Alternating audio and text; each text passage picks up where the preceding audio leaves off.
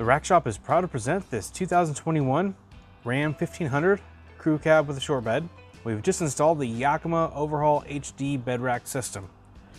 This system includes the OverHaul towers, which you can see are clamped here, so universal fitment, so it fits most trucks, but there is a technical fit guide that you want to double check to make sure that it will fit your application.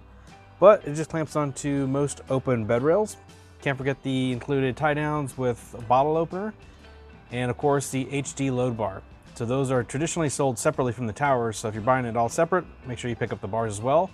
If you're buying it from us, we tend to sell them as a complete package. So locks are included. But back to the bars real quick. For this fitment, it is a 60-inch load bar.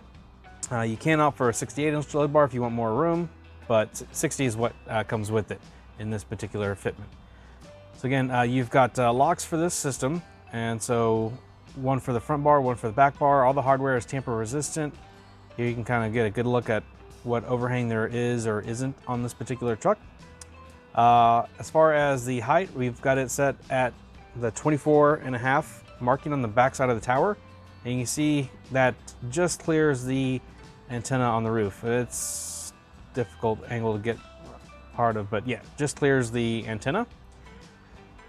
And that way you can, if you have longer loads, it will mount without any interference. So this is just a quick walk around. Max crossbar spacing is 61.5 inches from bar to bar, and total weight capacity is 500 pounds, and that's your dynamic moving around. Static weight load is going to be 800 pounds, so great for rooftop tents. But there are tons of other accessories that work with this. For more information on that and more details on this particular fitment, click the link in the description below. That'll take you back to our website. We can see more pictures and get all the details and have easy ordering. So again, just a quick look at it, but like always, thanks for watching.